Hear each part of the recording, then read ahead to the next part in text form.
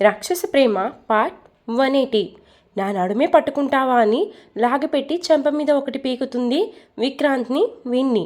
సైలెంట్గా ఉండిపోతాడు. విన్నీ కొట్టిన దెబ్బకి విక్రాంత్ కోపంగా చూసి క్యాబ్ డ్రైవర్కి కాల్ చేస్తుంది ఎక్కడ ఉన్నారు అని. విక్రాంత్ విన్నీ కొట్టిన దెబ్బ నుండి తేరుకోవడానికి 2 నిమిషాలు పడుతుంది. విక్రాంత్ కాన్షియస్లోకి వచ్చేసరికి క్యాబ్ డ్రైవర్తో మాట్లాడుతూ ఉంటుంది విన్నీ. క్యాబ్ వస్తే తను వెళ్ళిపోతుందని కంగారు పడుతూ ఉంటాడు విక్రాంత్. ఇంకా 5 మినిట్స్ పడుతుందా అని డల్ అయిపోతుంది విన్నీ.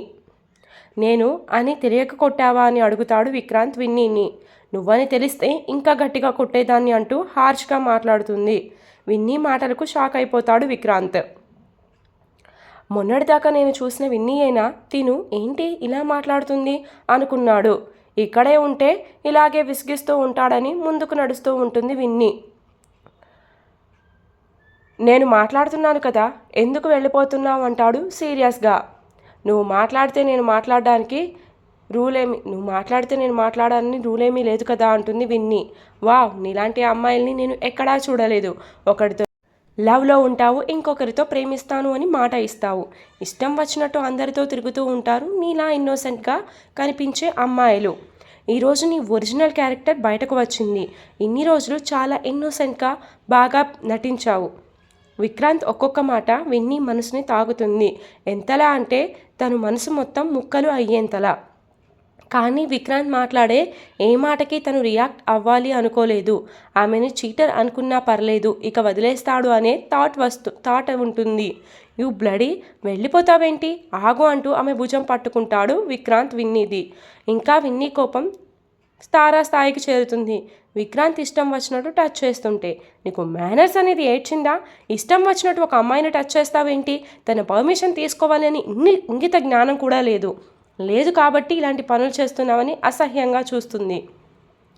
ఏంటి ఆ చూపు చూడాల్సింది నువ్వు కాదు నేను అంటాడు విక్రాంత్ విన్నీని. నువ్వేమైనా అనుకో, నాకు అనవసరం అంటూ క్యాబ్ వస్తే ఎక్కుతుంటే విన్నీ చేయి పట్టుకొని క్యాబ్ డ్రైవర్ని వెళ్ళిపో అని చెప్తాడు విక్రాంత్. హే మిస్టర్, ఏంటి అమ్మాయితో నువ్వు అంటాడు ఆ క్యాబ్ డ్రైవర్ విక్రాంత్ని. 500 నోట్ విసిరి వెళ్ళు ఇక్కడి నుంచి, ఈ అమ్మాయి నాకు తెలుసు కానీ అంటాడు.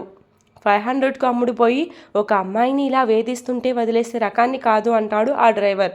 హలో, నువ్వు అనుకున్నట్టుగా నేను ఈ అమ్మాయిని ఏమీ చేయడం లేదు. ఈ అమ్మాయి నా ఫ్రెండ్, తనతో మాట్లాడాలి, కొంచెం క్లారిఫికేషన్ చేసుకోవాలి. అందుకే నిన్ను వెళ్ళిపోమన్నా.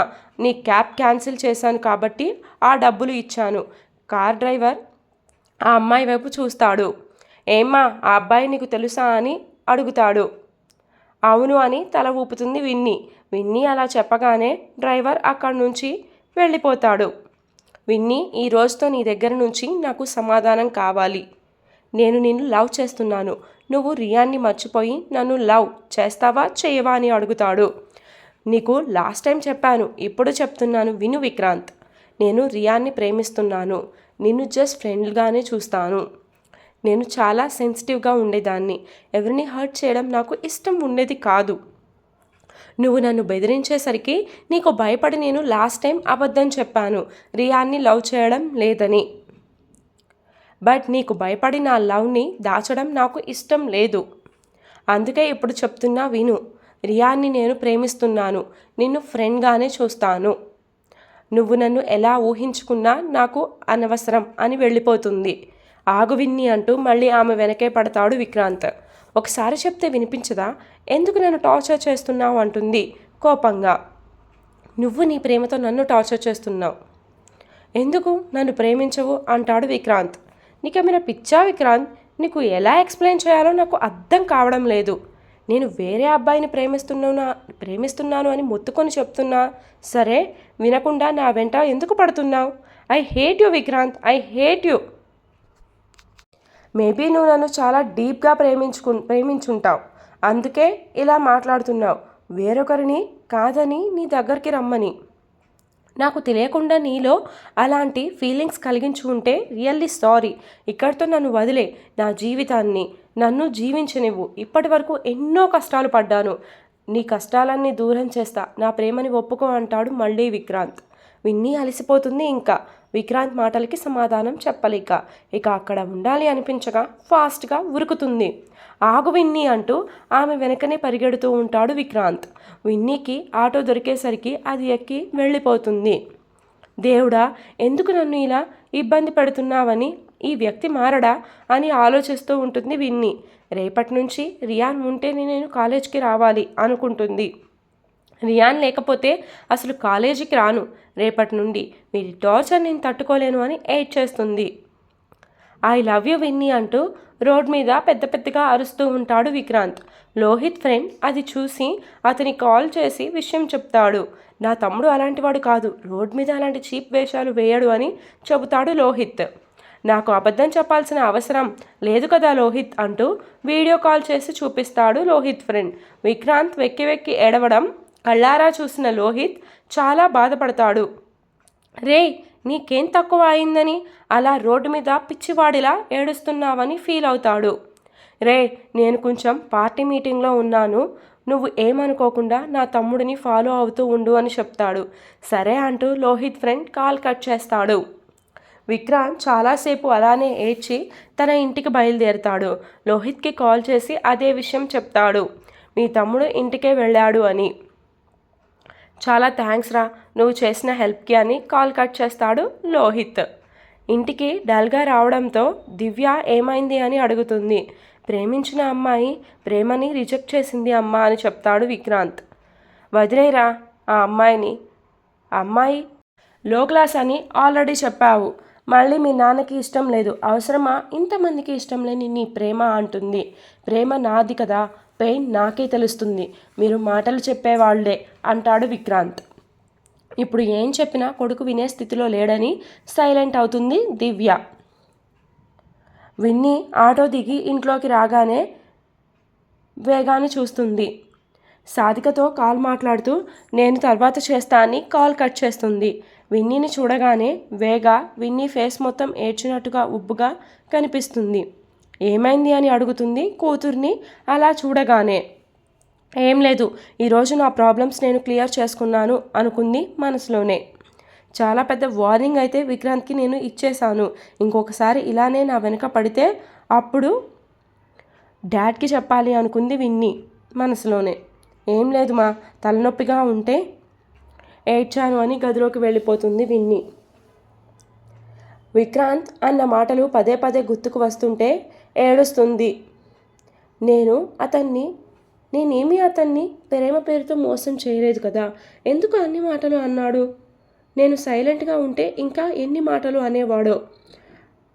ఐ లవ్ యూ రియాన్, నువ్వే నా ధైర్యానివి అనుకుంది. విన్నీ ఇంటికి వచ్చిందో లేదో తెలుసుకోవడానికి రియాన్ వేగ దగ్గరికి వస్తాడు. ఏంట్రా ఇక్కడికి వచ్చావు, మీ అమ్మకు చెబుతా, మీ అమ్మకు తెలుసా నువ్వు వచ్చింది అంటుంది. అత్త, నా డార్లింగ్తో ఒకసారి మాట్లాడొచ్చా అని అడుగుతాడు. ఒరే, ఒక తల్లి ముందు ఏం మాట్లాడుతున్నావురా నువ్వు అంది వేగ. నీకు అన్నీ తెలుసుగా, ఎందుకు మళ్ళీ డొంక తిరుగుడు అని డైరెక్ట్గానే అడుగుతున్నా అంటాడు. సరే వెళ్ళి మాట్లాడుకో, మమ్మీ చూసిందా అని అడిగింది అనుకో. విన్నీ లేదు, తను గార్డెన్ ఏరియాలో ఉంది, అందుకే నేను డైరెక్ట్గా లోపలికి వచ్చాను అని చెప్పు, సరేనా? అబ్బో అనుకుంటూ విన్నీ కోసం గదిలోకి వెళ్తాడు రియాన్.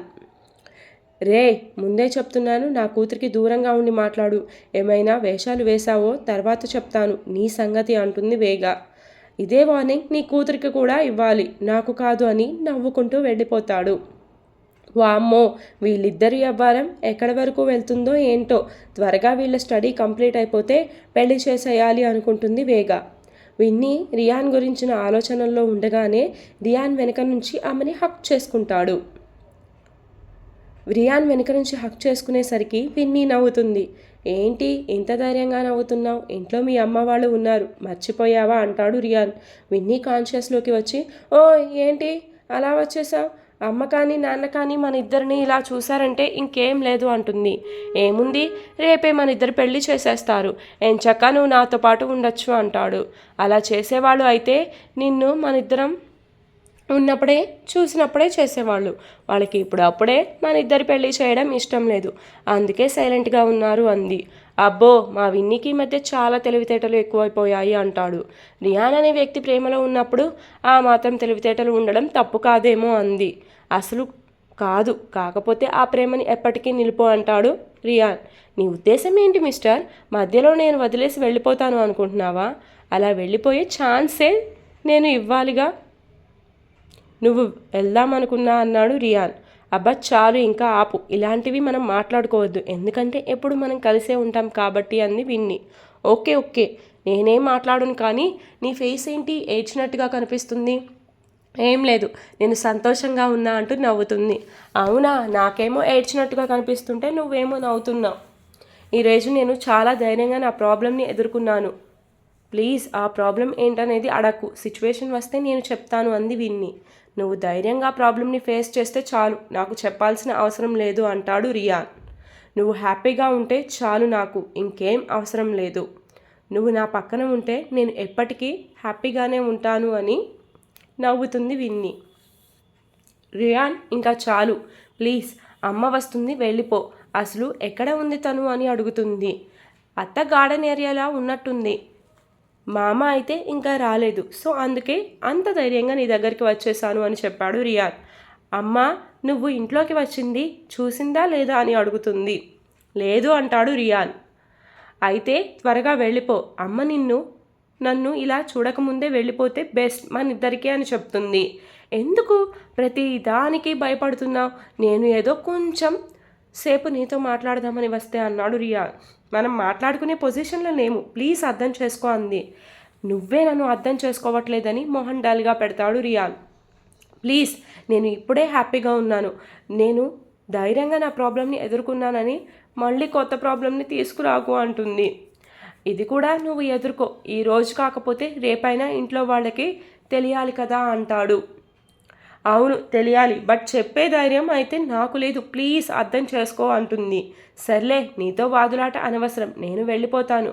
ఎంతో ప్రేమగా నీ దగ్గరికి వస్తే నన్ను తిట్టి పంపించేస్తున్నావు అంటాడు. నిన్ను ఎక్కడ తిట్టాను మహానుభావ, బతిమలాడుకుంటున్నాను వెళ్ళమని అంటుంది. అవును విన్ని, ఇప్పటి వరకు నువ్వు నన్ను ఒక్కసారి కూడా బావా అని పిలవలేదు కదా అంటాడు. ఒకసారి పిలవచ్చు కదా అని ప్లీజింగ్గా అడుగుతాడు. పెళ్ళయ్యాక భర్తని ఎలాగో రెస్పెక్ట్ ఇవ్వాలి కదా, అప్పుడు పిలుస్తాను, ఇప్పటికీ రియాన్ అనే పేరుతో అడ్జస్ట్ అవ్వు అని బయటకు తరిమేస్తుంది రియాన్ని. నువ్వు రాక్షసి అని కోపంగా చూసి వెళ్ళిపోతాడు. థ్యాంక్ యూ అర్థమైనందుకు అంది విన్ని. నీకు బాగా ఎక్కువైతుంది, ఇలా కాదు అంటూ అత్త అని పిలుస్తాడు రియాన్. ఓయ్, కావాలి అంటే హాల్లోకి వెళ్ళి అరుచుకో, నా గదిలో నుండి అరవకు, నాకు కోపం తెప్పించింది నువ్వే కాబట్టి నీ రూమ్లోనే అరుస్తాను అని మళ్ళీ వేగాని పిలవడం స్టార్ట్ చేస్తాడు రియాన్. ఎందుకు వీడు గట్టిగా అరుస్తున్నాడు అని ఏమైంది అంటూ వేగా కూడా అడుగుతూ వస్తుంది. ప్లీజ్ అమ్మ వచ్చేట్టు ఉంది, గదిలో నుండి బయటకు వెళ్ళు అంటుంది. వెళ్ళను అంటూ అలానే అరుస్తుంటాడు రియాన్. విన్నీకి భయం వేస్తుంది, రియాన్ని ఎలా ఆపాలో అర్థం కాక. ఇక ముందు ఒకటే దారి అని అతని లిప్స్ని అందుకుంటుంది విన్నీ. విక్రాంత్ గురించి తెలిసి పార్టీ మీటింగ్ మధ్యలోనే ఆపేసి వస్తాడు లోహిత్. ఇంట్లోకి అడుగుపెట్టగానే అమ్మ తమ్ముడు ఎక్కడా అని అడుగుతాడు లోహిత్ దివ్యని. వాడు ఏదో బాధలో ఉన్నాడు, డిస్టర్బ్ చేయకు అంటున్నాడు అని చెప్పింది దివ్య. అంటే నీకు తెలుసా వాడు దేని గురించి బాధపడుతున్నాడో అని అడుగుతాడు. విక్రాంత్ ఎవరినో ప్రేమిస్తున్నాను అని ఒకసారి నాతో చెప్పాడు, తను మన స్టేటస్కి తగిన అమ్మాయి కాదు అని చెప్పి వద్దు ఆ అమ్మాయి వెనకాల పడుకు అని చెప్పాను. అలా ఎందుకు చెప్పావు? వివి మన స్టేటస్కి ఈక్వలా అని అడుగుతాడు లోహిత్. అప్పుడు నువ్వు ఇంకా మా కొడుకుగా ఇంట్లోకి రాలేదు, గుర్తు తెచ్చుకో అంటుంది లోహిత్ని దివ్య. నీ పెళ్ళి అనుకోకుండా జరిగింది, కానీ మీ తమ్ముడు పెళ్ళి అలా చేయడానికి మీ నాన్న ఒప్పుకోరు. విక్రాంత్కి కూడా చెప్పాడు మన స్టేటస్కి తగిన అమ్మాయి అయితేనే అని. అయినా స్టేటస్కి తగిన అమ్మాయి కాదు అనేది పక్కన పెడితే ఆ అమ్మాయి వీడిని రిజెక్ట్ చేసినట్టు ఉంది. ఎలాగో ఇంట్లో వాళ్ళకి ఇష్టం లేదు, ఆ అమ్మాయికి ఇష్టం లేదు, వదిలేసే ఇంకా ఆ విషయాన్ని అంటుంది దివ్య. మీరు వదిలేస్తారేమో, నేను వదలను. నా తమ్ముడు రోడ్డు మీద పిచ్చివాడిలా ఏడుస్తూ ఉన్నాడు ఆ అమ్మాయి కోసం. ఎలా అయినా అమ్మాయిని వీడికి ఇచ్చి తీరుతాను అనుకున్నాడు లోహిత్. సరే అమ్మ, వాడితో మాట్లాడి చూస్తాను అని వెళ్తాడు గదిలోకి. నా గదిలోకి ఎవరిని రావద్దు అని చెప్పాను కదా, నువ్వు ఎందుకు వస్తున్నావు అన్నయ్య అని అడుగుతాడు విక్రాంత్ కోపంగా. ఎవరో అమ్మాయి మీద కోపం ఇంట్లో వాళ్ళ మీద చూపిస్తావా అని అడుగుతాడు రోహిత్. నేను చాలా బాధలో ఉన్నాను. ఎవరి మీద ఎంత కోపం చూపిస్తానో నాకే తెలియదు. అందుకే దూరంగా ఉండమంటున్నాను అని చెప్తాడు. నీ బాధ నాకు అర్థమవుతుంది. కొంచెంసేపు నీతో మాట్లాడాలి అంటాడు. ఏం మాట్లాడతావు? ఆ అమ్మాయి నన్ను రిజెక్ట్ చేసింది.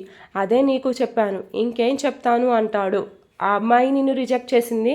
సో ఆ అమ్మాయిని మర్చిపోవడానికి నీకు కొంచెం టైం కావాలి అంతేనా అని అడుగుతాడు లోహిత్. కాదు, ఆ అమ్మాయి రిజెక్ట్ చేసినా నాకు తనే కావాలి అంటాడు. I love her. నాకు ప్రేమ పెళ్ళి వీటి మీద అసలు ఇంట్రెస్ట్ లేదు. ఎలాంటి ఇంట్రెస్ట్ లేని నాకు ఇంట్రెస్ట్ని కలిగించింది ఆ అమ్మాయి ప్రేమ. నాకు తనే కావాలి. ఐ లవ్ హర్ అంటాడు పెద్దగా. నీకు అమ్మాయి కావాలి అన్నప్పుడు ఎవరితోనైనా మాట్లాడితే కదా నీకు ఆ అమ్మాయిని దగ్గర చేసేది. ఎవరు నాకు సపోర్ట్ చేయడం లేదు. డాడీకి ఇష్టం లేదు, అమ్మకి ఇష్టం లేదు. ఇంకెవరిని అడుగుతాను అంటాడు విక్రాంత్. నన్ను మర్చిపోయావా ఏంటి అంటాడు కోపంగా లోహిత్. నిజంగా చెప్తున్నావా అన్నయ్య? నాకు హెల్ప్ చేస్తావా అని అడుగుతాడు విక్రాంత్. నువ్వు ఆ అమ్మాయిని అంత ట్రూగా లవ్ చేస్తున్నప్పుడు నీకు ఆ అమ్మాయిని ఇవ్వాలి కదా అంటాడు లోహిత్. కానీ అమ్మా నాన్న ఒప్పుకోరు కదా అన్నాడు విక్రాంత్. వాళ్ళ గురించి నువ్వు వదిలేసే, నాకు అమ్మాయి డీటెయిల్స్ చెప్పు అంటాడు లోహిత్. నేను అమ్మాయి గురించి చెప్పే ముందు నువ్వు నాకు ప్రామిస్ చేయి. తను లేని అమ్మాయి అని చెప్పి నా నుంచి దూరం చేయవు కదా. రే, ఆ అమ్మాయి స్టేటస్ ఏదైనా అవని మీ ఇద్దరిని దగ్గర చేస్తాను అంటాడు. డాడీకి కానీ అమ్మకు కానీ ఈ విషయం తెలియకుండా నేను చూసుకుంటాను విక్రాంత్ అంటాడు లోహిత్. విక్రాంత్ కళ్ళు తుడుచుకొని విన్నీ గురించి మొత్తం చెప్తాడు. ఆ అమ్మాయి ఫోటో నీ దగ్గర ఉందా అని అడుగుతాడు. ఆ అమ్మాయి ఫోటో చూడగానే లోహిత్ షాక్ అవుతాడు. వివి చెల్లి కదా ఈ అమ్మాయి. తమ్ముడు ఎంత మంచి పని చేసావురా నువ్వు నాన్నకి. నాతో పాటు నువ్వు కూడా వాళ్ళ ఇంటి దగ్గర నుంచి ఇంకో అమ్మాయిని తెస్తున్నావు. ఇక నాన్న విషయాన్ని ఎవరూ ఆపలేరు అని మనసులోనే మురిసిపోతాడు లోహిత్. విన్నీ నీ గురించి వాళ్ళ పేరెంట్స్కి చెప్పకముందే మీ ఇద్దరి పెళ్ళి చేసేయాలి అనుకుంటాడు లోహిత్. విక్రాంత్, నువ్వు నాకు ఒక మాట ఇస్తావా? నేను మీ ఇద్దరిని కలుపుతాను అంటాడు లోహిత్. హా అన్నయ్య అంటాడు విక్రాంత్ కూడా. మీ ఇద్దరి పెళ్ళి 2 రోజుల్లో చేస్తాను, నీకు ఓకేనా అంటాడు. ఇప్పుడు చేసినా పెళ్లి చేసుకుంటాను తనని నేను, ఎందుకంటే అది రియాన్ని ప్రేమిస్తుంది. ఎక్కడ వాడికి దక్కుతుందో అని నాకు భయంగా ఉంది అని చెప్తాడు విక్రాంత్. వీడికి ఎక్కడ లేని తొందర మొత్తం ఉంది అనుకుంటాడు లోహిత్ మనసులోనే. ఇప్పటికిప్పుడు అంటే పెళ్లి చేయడం కష్టం, కానీ ఒక 2 days ఓపిక పట్టు అంటాడు లోహిత్. మీ ఇద్దరికి పెళ్లి చేసే బాధ్యత నాది. ఈ విషయం ఇంట్లో ఎవరికీ చెప్పకు అంటాడు. కానీ ఎందుకు అలా? అందరి సమక్షంలో పెళ్లి చేసుకుంటే బాగుంటుంది కదా అంటాడు విక్రాంత్. అందరి సమక్షంలో ఎప్పుడు పెళ్లి చేసుకోవాలో తెలుసుకుంటారో తెలుసా? ఇరు కుటుంబాలు పెళ్లికి అంగీకరించినప్పుడు. ఎటు చూసినా నీకు రిజెక్షన్స్ తగులుతున్నప్పుడు పెద్దలు అంగీకారం అవసరమా అని అడుగుతాడు.